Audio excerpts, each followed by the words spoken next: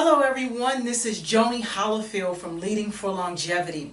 So this is actually a follow-up video to a video that I previously posted titled, Are You the Manager That Everyone Hates? I dropped 3 jewels on that video to give you an indication of whether or not you're that manager that everyone hates, or if you may know that manager that everyone hates. So shout out to my buddy, Miss Megan Cregan, because she's the one that actually asked me about a follow-up to cure those problems, something that could help people overcome that challenge if they determine that they're the manager that everyone hates. So this is normally a 4 to 6 hour session, but just for you, just because Megan says so, we're going to do this in under 5 minutes.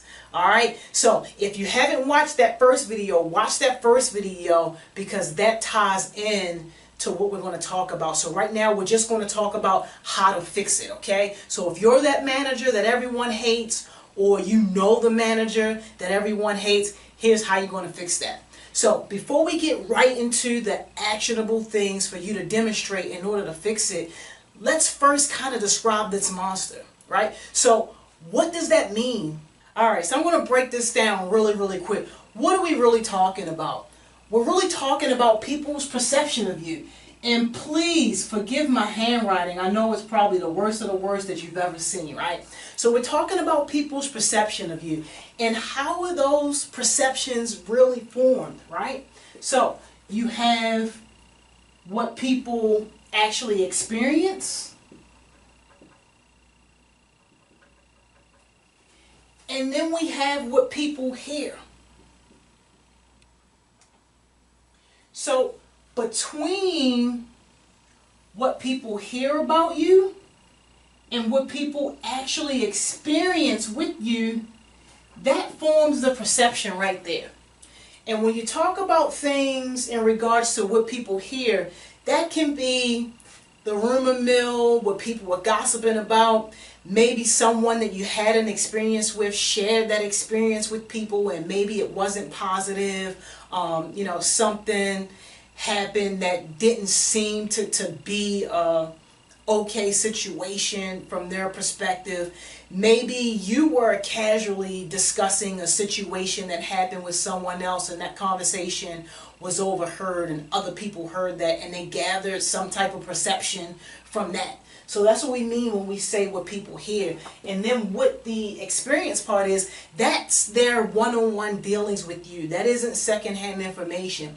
That is what they felt to be true based off of their personal and professional interactions with you. So maybe they had some type of issue or situation that you handled, or they worked directly under you. Whatever the case may be, they had direct experience with you. So between those two, that's the perception. And when we talk about the manager that everyone hates, what are some of those perceptions that people gather based off of what they may hear or what they've experienced? Here are some of the top ones, and I made some quick notes just because we want to keep this video quick. So some of the top ones are people feel, and we're going to write this one in red. Let's write this in red. All right, because this is important. People feel like they're talked down to. My marker. Gotta get one that works. Alright, so people feel like they're talked down to. People also feel like that they don't get the respect that you demand. So you want all this respect, you ask for all this respect, but you don't give the respect back. Outright favoritism. People can tell who your favorites are. And I'm not the best speller in the world, so please don't hold that against me, okay? Handwriting is crazy, spelling is crazy too. Alright? Dismissive towards concerns. So when people come to you with issues, you kind of just dismiss them. You don't even really take the time to listen or to try to understand. Not supportive. Don't follow up. And this one is a really bad one, actually, especially when you talk about frontline leadership, because frontline folks, they depend on that follow-up. They depend on that support because they're the ones who are actually dealing with the customers one-on-one, face-to-face. And when their support system is broken or doesn't work, then that just creates a whole lot of unnecessary drama in their world, a whole lot of unnecessary difficulty, and that can lead to a poor perception of you, and they just won't like you because of that. You make their world miserable. They won't like you. All right. Also, you act as if the rules don't apply to you. Even if there may be a rule that doesn't necessarily apply to you, you can't be cocky with it. You can't be condescending about it. Explain to people why you're doing something that may seem against the rules, and by all means, if it's a rule, a company rule for everyone, then just follow the rule. Guarantee you'll gain their respect that way.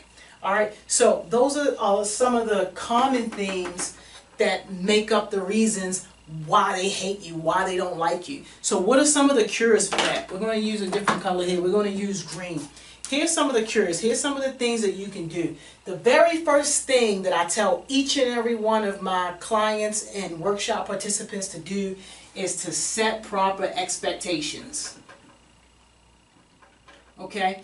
And when I say set proper expectations, I don't mean set expectations in regards to performance or metrics or any of those things. Set expectations regarding what it is like to work with you. Talk about yourself as a person, as an individual, as a leader, as a professional, and how they can get along with you and work with you to make the best out of this professional relationship.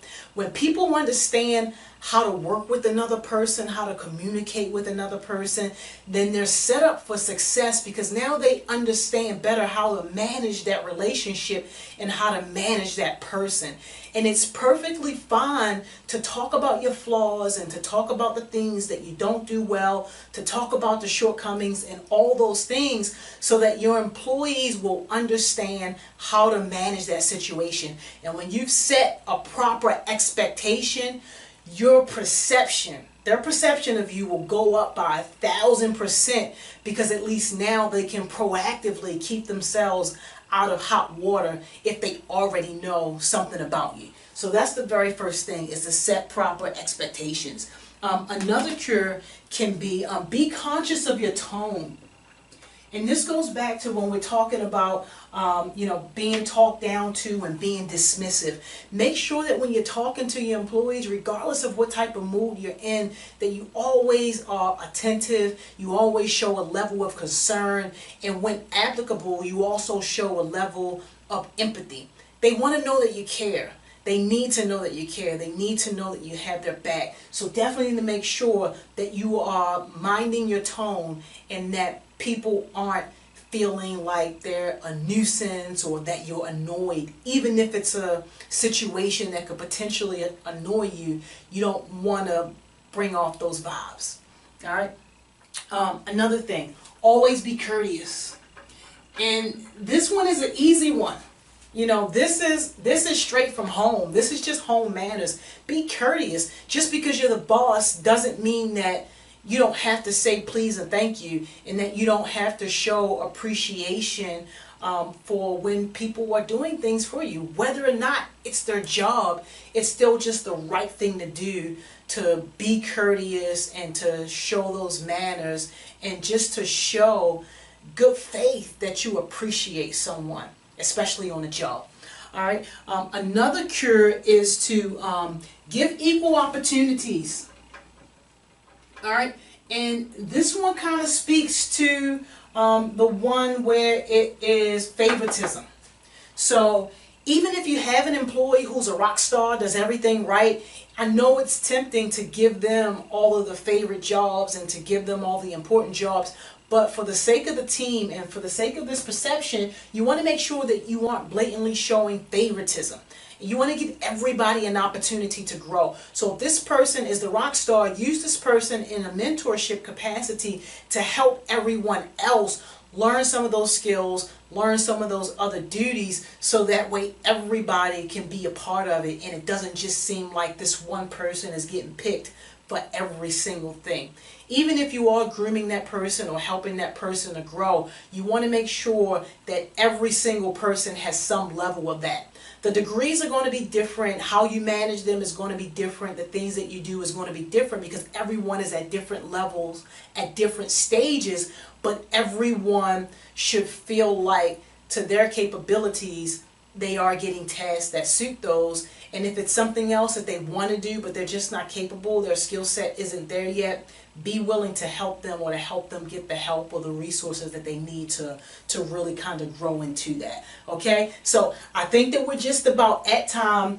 That's it. That's broken down as much as we possibly could and keeping this video under the 5-minute mark. So Megan, thank you again. Shout out to you for requesting this follow-up. I hope that this helps someone. And remember, I'm available.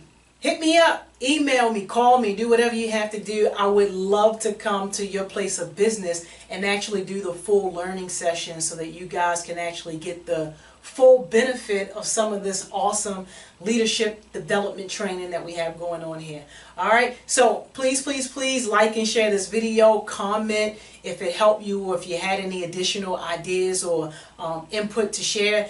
Thank you so much. I'll see you guys next time.